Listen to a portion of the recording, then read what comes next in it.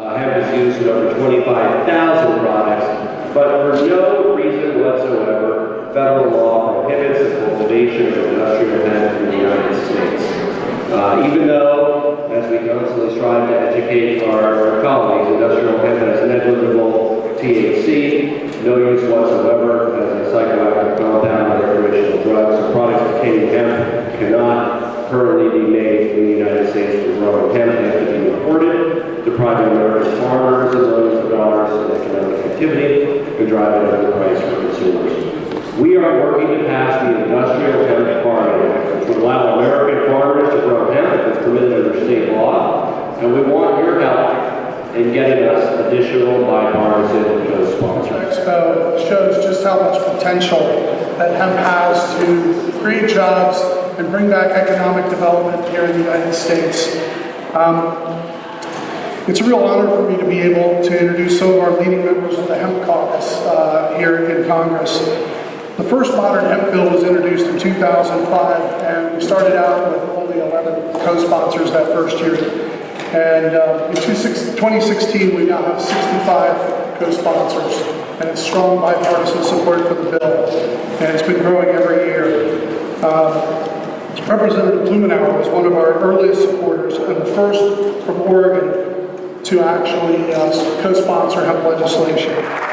Thank you, Jared, for your leadership and activity. And I'm going to turn over to our senior senator in Oregon, Congressman Ron Wyden, who's been really a terrific champion on this. It's nice to see the Senate moving in this area. Senator Wyden is right in the middle of that. You think for a moment about how far we have come in Congress, but think about how far we have to go. On the site of the Pentagon, I've got a picture of a hemp plant about 14 feet high, where the military was urging Americans to grow hemp during World War II because of its strategic importance. Think for a moment about our founding fathers, George Washington and Thomas Jefferson, both of whom must be spinning in their graves right now, knowing that a product that they grew and profited from is illegal to be grown now. It's absolutely nuts. And Senator Wyden's going to explain to you why. I'm pleased to watch the momentum build, but we need you to make sure that we seal the deal. This is a bill that we can pass in this Congress before the 4th of July for the American consumer, for American farmers, and for rational federal policy. I look forward to this progress. Thank you very much. Speaker, Senator Wyden was the first to introduce, in the modern era, to introduce federal hemp legislation. And has been a real leader. So, about 4 years ago, we were out and about shopping, and we were going through a Costco. In fact, Costco was in Congresswoman Bonamici's district. We came to a section of the store, and they were selling a variety of products, fiber, protein, very healthy. And we saw these enormous packages of something called hemp hearts. I said, hey, sweetie, I thought this stuff was illegal. I mean, isn't it like pot or something? I thought it was illegal. And she said, I don't know very much about it either, but they're selling it in Costco, so let's just kind of assume that this is, okay. And so that led me to start doing some research and some homework. And what I learned is the Oregon farmer can't grow hemp and sell it to Costco, even though Costco has got it on the shelves. I guess the Canadian farmers must be popping champagne corks every night because they get to grow it. Somebody puts it in a bag at some point, and then Costco sells it. I mean, the ban on growing hemp to sell it to Costco makes about as much sense as a ban on portobello mushrooms. I mean, this is goofy even by Washington, D.C. standards. We do some pretty goofy stuff around here. So I, in talking with my wife, said I'm going to adopt a really radical, far-out idea. I'm going to say, if it's legal for somebody to buy it at a Costco store in Congresswoman Bonamici's district, it ought to be legal for the Oregon farmer to be able to grow it and sell it in Costco. I said, man, that's a revolutionary thought. But guess who subscribes to it now? The majority leader of the United States Senate, Mitch McConnell. So you have in the Senate, I guess you'd call it a Wyden, Merkley, McConnell, Rand Paul bill. Don't see that force together a single day. But so pleased that you all are here. I also want to single out Oregon's natural good medicines. Where are they? Oregon's now. Oh, good. They're out there. Give them a big round of applause. They're a representative of finding a way to incorporate hemp into everyday products. So, again, I'm so pleased to be able to be with you for a few minutes. You've got real momentum in the United States Senate. You do not get Mitch McConnell to be a co-sponsor of a piece of legislation by osmosis. It doesn't just happen. It's an indication of what incredible work you've done at the grassroots level. It is great to be on your side on this one. We're going to stay at it until we make it happen. Thanks for all the good work. Thanks, Oregon. A few years back, when the Farm Bill was being considered in 2013, Representative Polis came to us with an idea and said, hey, I'd like to put an amendment into the Farm Bill and see if we can do something for hemp. And the original idea was to include it to allow university research. And we had never had it in the monitor, we hadn't had a vote on industrial hemp on the floor. And so we didn't know exactly how it was going to turn out, but we worked very hard and we're super appreciative of all the work that you did. In any case, it passed 225 to 200 with a very strong bipartisan vote and led to us being able to include hemp in the Farm Bill, and that allowed these pilot programs that we have today. Some of these farmers here in the audience, like Mike Bogan and Mike Lewis and Edgar from Winter from Oregon, wouldn't be growing hemp today if it wasn't for that. So I really want to thank Representative Polis and introduce him now. Thank you so much. I think we have some viewers on Periscope to say hi to as well. And Eric, thank you. And you're right, you know, winning that vote, not only what we would call a test vote on a concept, but something that actually became law. And thanks to that law, we have institutions in my district like CSU and CU doing research on industrial hemp. But winning that vote sort of broke the dam on this discussion. We have a working majority. I believe it's even larger than the 225. When we get this back to a vote, I fully expect it to be in the high 200s, and it's not too far out of sight to be in the 300s on this issue. Because we forced our colleagues to look at it. Even colleagues that might not be coming from states where they're actively growing it or where there's a climate for it or where it's legal, to simply say this policy doesn't make sense for America. And when the question is called, they will act. Every year, U.S. retailers sell over $300 million worth of products containing hemp. Hemp is in over 25,000 different products, from lotions to protein bars to car parts. And it's very important that we take the actions necessary to support this industry that adds millions of dollars to our economy. And since currently almost all hemp is imported, the United States has been losing out on a big part of the economic benefits that come with growing and processing hemp, as well as penalizing consumers in our country of hemp-related products. I'm proud to say with the passage of Amendment 64 in Colorado, we put sensible rules and regulations in place for the cultivation of industrial hemp. They, under the purview of our Department of Agriculture, I understand there's representatives from the Colorado Department of Agriculture here, and we've made a lot of that process available to other states that are looking at that. It's essential that our higher education institutions and state agriculture programs continue to grow and develop industrial hemp for research purposes. I'm glad to see that we're making progress on the issue, but we haven't gotten there yet. We still have seizures of seeds at state borders. We still have efforts that are being hampered at the university level, and even acquiring the ability to get the work done.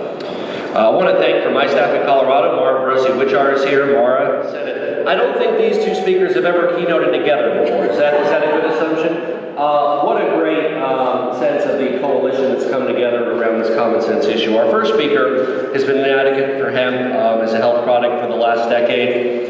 Montel Williams, that you all know, is the Emmy Award-winning host of the Montel Williams Show, which ran for 17 years until 2008, one of the longest-running talk shows in history. He currently operates a multimedia venture around a brand he created called Living Well with Montel, which includes TV format and products and web content. He's authored 8 books, including 3 bestsellers. A strong advocate for bringing hemp back to the United States to be grown just as our forefathers did. And I really couldn't be more pleased to welcome our first keynote on the important topic of industrial hemp, Mr. Montel.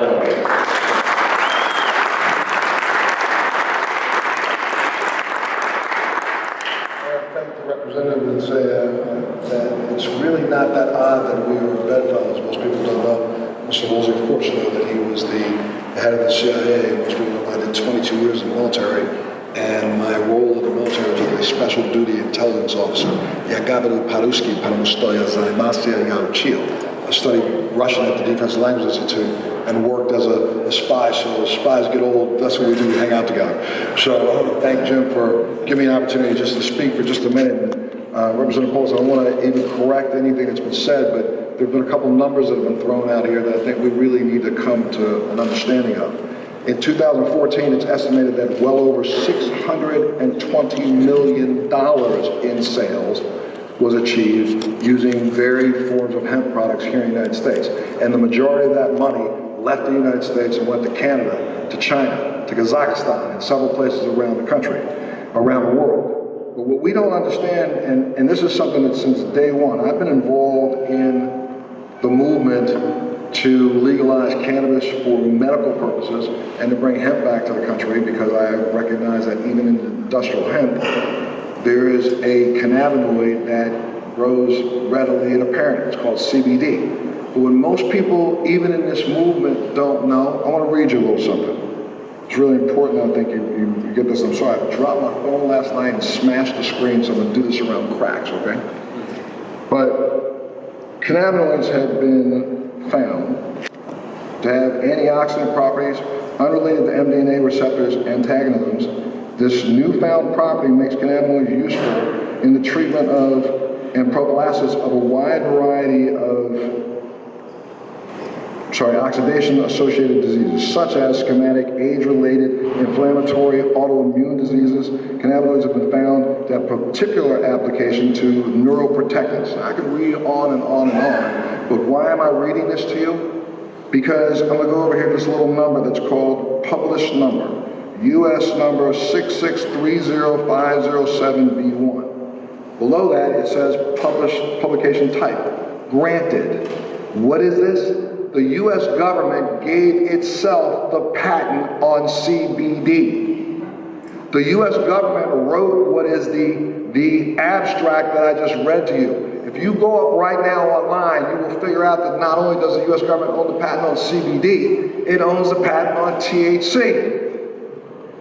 It granted it to itself because over the course of the last now close to 40 years in America, folks, we have every single year the Congress and the Senate pass a bill and agree to continue to fund a program at the University of Mississippi, which has been delivering marijuana for 38 years to now 4 remaining alive 20 patients, allowing them to have access to medication that relieves their suffering.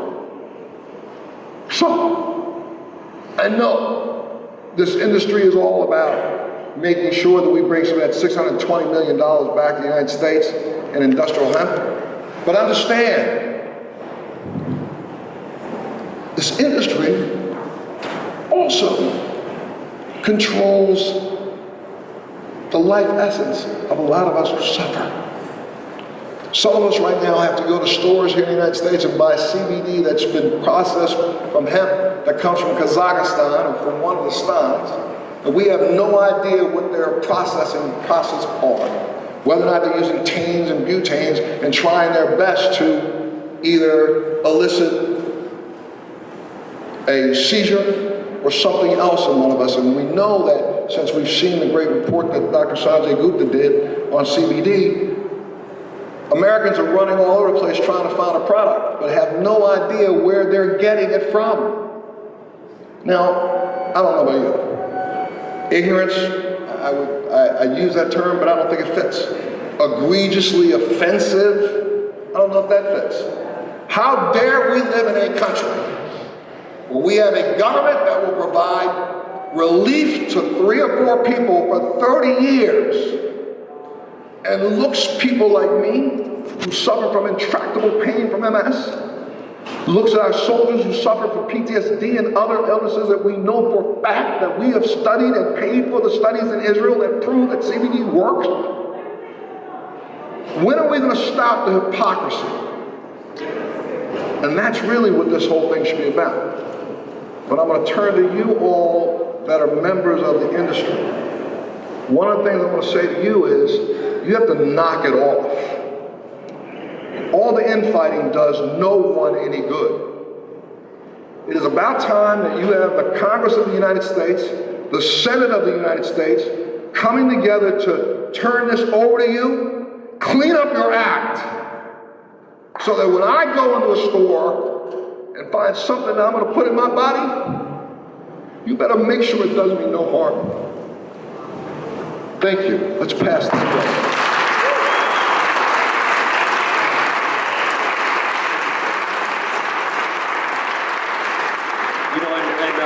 Before I introduce the next speaker, I want to, what a great and impassioned advocate Montel Williams is. And, in our state of Colorado, as an example, we are a state that also has dealt with the regulatory structure for medical marijuana and as well as consumer marijuana. Very different set from regulations than industrial hemp. So industrial hemp is an industrial crop. It's a commodity crop under our Department of Agriculture, as compared to the way we regulate any substance like alcohol or marijuana, tightly controlled. We track it from origin through point of sale.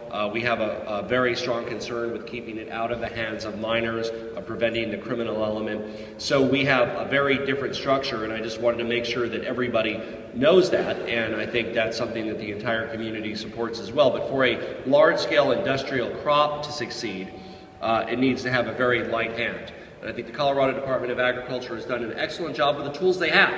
They themselves will voice the frustrations of having to force farmers to pay to test their own crop, deterring small and medium-sized farmers from even attempting to grow industrial hemp, the very risk of having to destroy your entire crop, all because Congress has not acted on the Industrial Hemp Farming Act to move towards creating a form of certified seed that farmers can grow, knowing that they have fulfilled their responsibility legally and ethically. Our next keynote speaker is Ambassador James Woolsey, who has served in the U.S. government in many capacities. He had been ambassador to the Negotiation on Conventional Armed Forces in Europe, and he was appointed as director of the Central Intelligence Agency in 1993. Ambassador Woolsey currently serves on a range of government, corporate, and nonprofit industry boards and chairs, including the advisory board on the Clean Fuels Foundation and the New Uses Council. Ambassador Woolsey currently serves as a board member of the North American Industrial Hemp Council. Let's give him a round of applause for that. And he is a fervent proponent of biofuels. We couldn't be more thrilled to introduce somebody who has really helped lend his good name, prestige, and extensive background to the cause. Ambassador James Woolsey, welcome.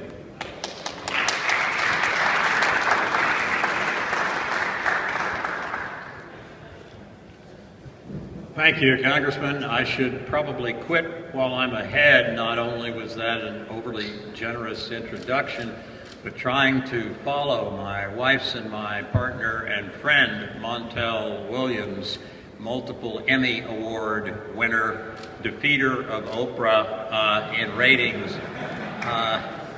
I could not have a harder job, so I will, for several reasons, be very brief. I have been a member of the North American Industrial Hemp Council for over a decade, and have been particularly interested in hemp through an interest in our rural and agricultural societies in the United States. We have migrated into monoculture, and we have migrated into a world in which the family farm is hanging on by its fingernails. And a new crop, freed for sale, that has so many industrial and medicinal uses as hemp, has got to be an excellent, excellent move to begin to restore the possibility of families owning their farms, expanding the number of family farms, expanding the local health of agriculture. We live in a society that in many ways is over-connected.